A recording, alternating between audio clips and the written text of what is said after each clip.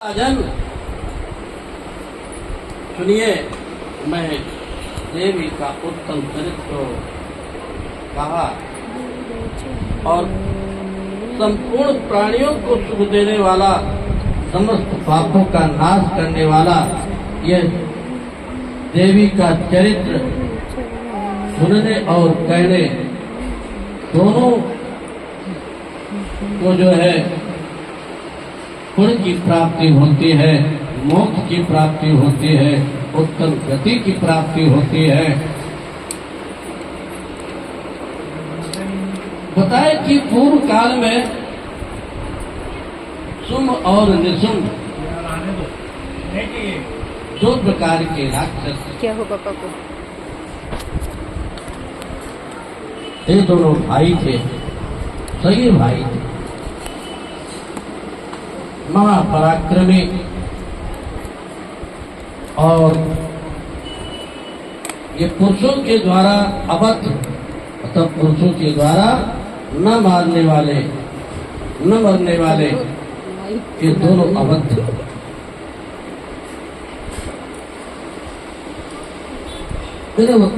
दानव के पास बहुत सारे सैनिक, वे दोनों वीर देवताओं को हमेशा जो है दुख ही दिया करते हैं, खोज खोज करके कि कोई देवता या कोई ऐसा तो नहीं है जो भगवान के निमित्त में लगा हो, उनके कार्य में लगा हो, तो खोज खोज करके उन देवताओं को प्रताड़ित करते थे। अंबिका ने देवताओं के हित के लिए दोनों दानों को उनके परिजनों समेत अत्यंत भीषण संग्राम में मार डाला और महाबाहु चंद्रमुंड, महाभयंकर रक्तबीज और धूम्रलोचन नामक के असुर महाभयंकर रक्तबीज द्वारा रणभूमि में सारे के सारे मारे गए। देवताओं ने पवित्र सुमेर पर्वत पर देवी का स्तवन तथा विधिवत पूजन किया। राजा जन्मेजय व्यास जी महाराज से कहते हैं, वे बड़े से बड़े बलशालियों से भी श्रेष्ठ कैसे हुए, राज सिंहासन पर कितने प्रतिष्ठित किया, स्त्री के द्वारा कैसे मारे गए, किस देवताओं की तपस्या के परिणाम स्वरूप उनको शक्ति प्रदान हुई, उनको किसने वरदान दिया। राजा जन्मेजय प्रकाश से व्यास जी महाराज से बहुत सारे प्रश्न किया। व्यास जी ने कहा कि सुनो राजन कथा, है राजन सुनो, कथान दिव्यांग सर्वपाप प्रणाशिनी, जिस कथा को मैं बताने चल रहा हूँ उससे समस्त पाप जो है वो समन हो जाते हैं।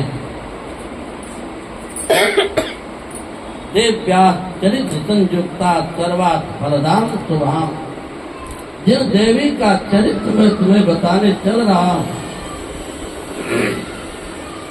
अत्यधिक शक्ति प्रदान करने वाला ये कथा, अधिक पुण्य से उद्भूत करने वाली ये कथा,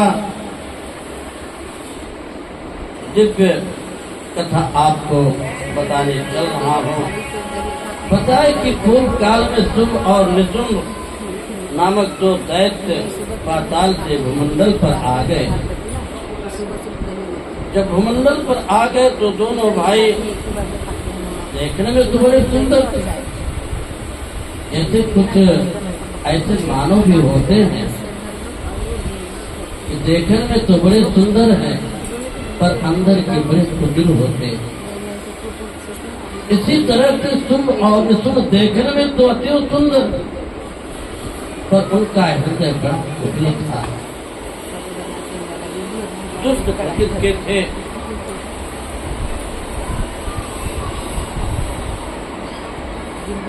और वयस्क होने पर दोनों ने जगत पावन पुष्कर तीर्थ में अन्न तथा जल का दोनों परित्याग कर दिया और परित्याग करने के बाद तपस्या में लीन हो जाते हैं। दोनों एक साथ तपस्या करने लगे। अंत समय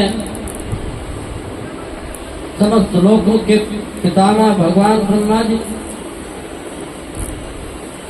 उन दोनों की तपस्या से प्रसन्न हो जाते हैं और प्रसन्न होने के बाद हंस पर आरूढ़ होकर उन दोनों राक्षसों के पास पहुंचे और पहुंचने के बाद ध्यान मग्न होकर बैठे हुए उन दोनों को देखकर ब्रह्मा जी ने कहा, तुम दोनों उठो, हम तुम्हारी तपस्या से प्रसन्न है, अतीव प्रसन्न है।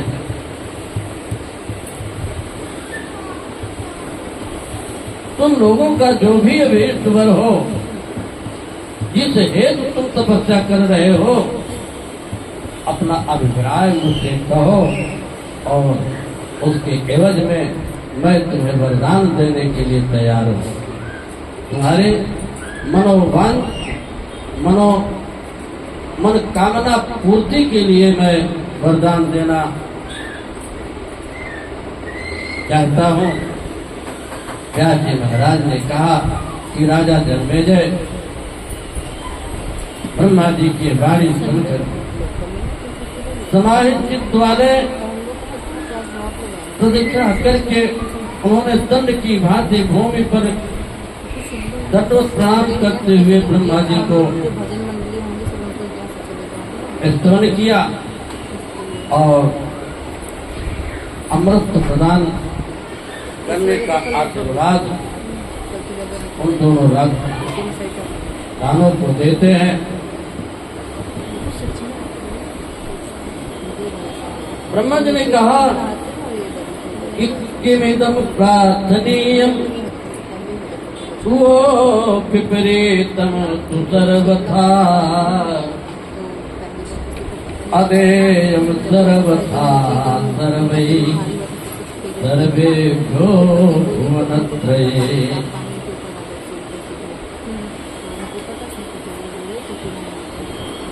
कहा कि तुम लोगों ने इस प्रकार का कैसा वरदान मांगा?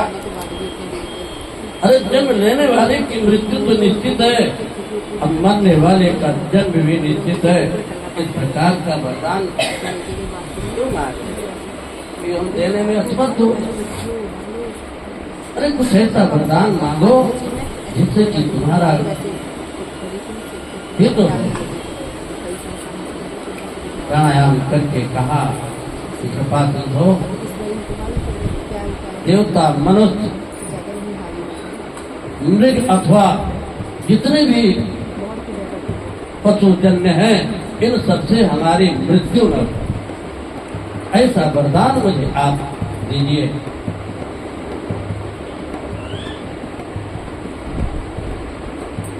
व्यासवाच, व्यास जी ने कहा कि दोनों का ये वचन सुनकर ब्रह्मा जी ने अभिष्ट वर दे दिया। उन्होंने वहां पर शुक्राचार्य को अपना पुरोहित बनाकर उनका पूजन किया और उसके बाद किसी उत्तम दिन और नक्षत्र में सोने का दिव्य सुंदर सिंहासन बनवा करके मुनि ने राज्य स्थापना के लिए उन्हें प्रदान किया। शुंभ को सुंदर राज सिंहासन समर्पित किया। अभिमानी महापराक्रमी चंद्र और मुंड, ये दोनों भाई भी अपनी सेना तथा बहुत से रथ, घोड़े इत्यादि, हाथी को साथ में लेकर के उनके पास आ गए और उसी प्रकार वरदान के प्रभाव से अत्यधिक सेना के साथ वहां आकर सम्मिलित हो जाते हैं। तत्सेकं कारणं राजन संग्रामे युद्धता सदा देहा रुधिर संपात तस्य शास्त्रार्थ होने पर उनके शरीर से जब भूमि पर रुधिर गिरता था उसी समय उसके ही समान और सारे के सारे राक्षस तैयार हो जाते थे। रक्त भी सभी प्राणियों से अवश्य हो, क्योंकि जो वरदान लिया था कि हमारा किसी से मृत्यु न हो, तो जब उसके शरीर से जितने भी रक्त गिरते थे तो जैसे वो मतलब वरदान से युक्त था, तो रक्त गिरने के वजह से उसके रक्त से शरीर भरने के कारण वो भी उसे वरदान से युक्त शरीर जो है तैयार हो जाता रहा।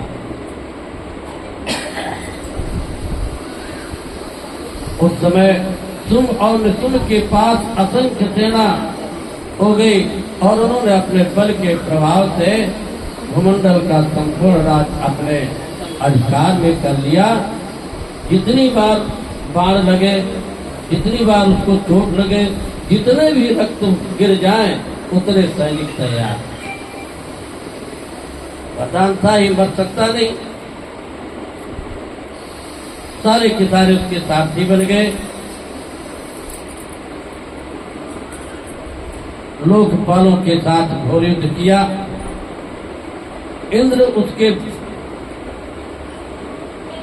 सीने पर वज्र से प्रहार किया।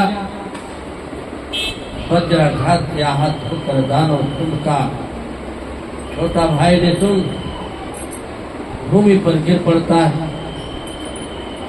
परंतु साहसी निसुम की सेना भाग गई। शुंभ आकर सभी देवताओं को बाणों से मारने लगा और तुमने भीषण युद्ध करते हुए इंद्र सहित सभी देवताओं तथा लोकपालों को पराजित कर देता है। तुमने अपने पराक्रम के प्रभाव से कल्पवृक्ष और कामधेनु सहित इंद्रपद को अधिकार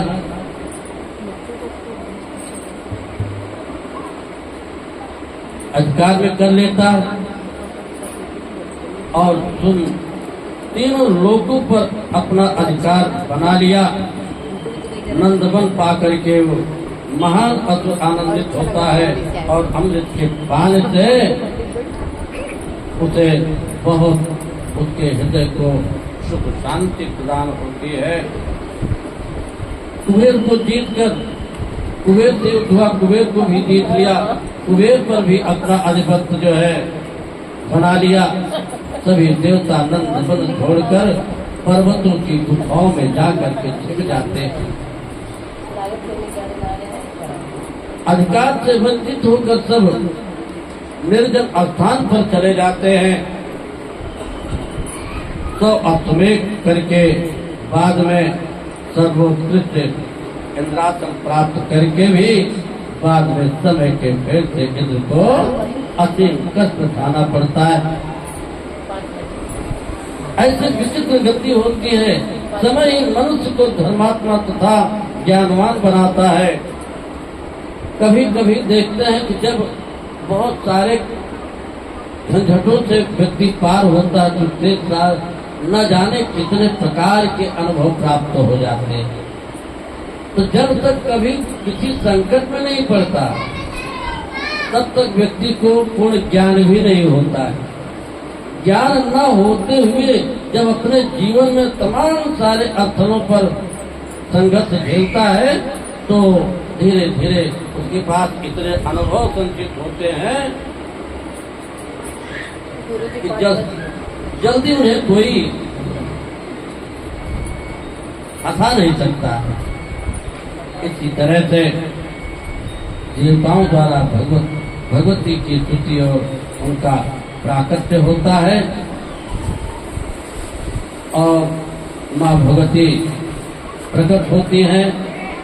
आगे चल करके शुभ निशुभ का उद्भव हो जाता है और वध होने के बाद देवताओं के कार्य सिद्ध होते हैं।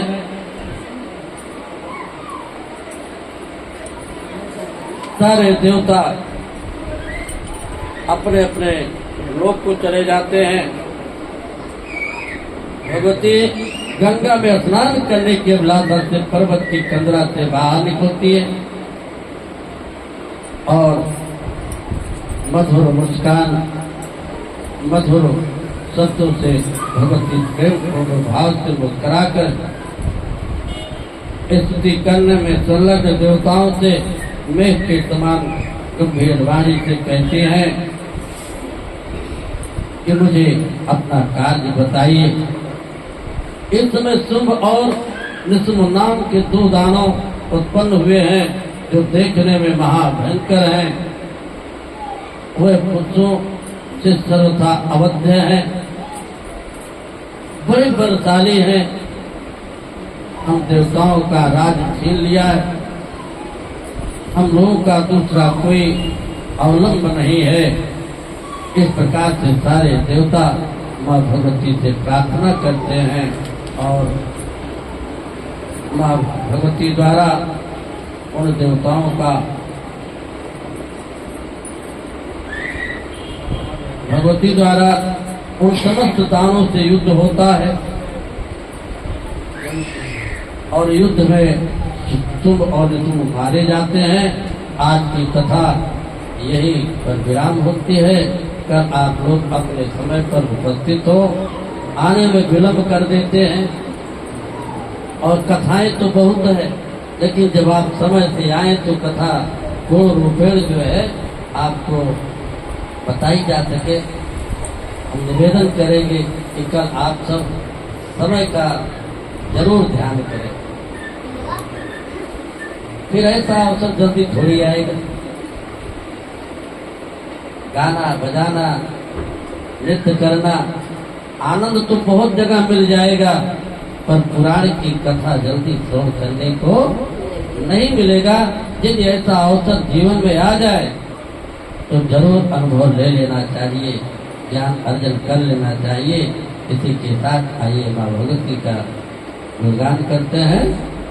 लो दुर्गे माता की जय। अब आप लोग भजन करना हो तो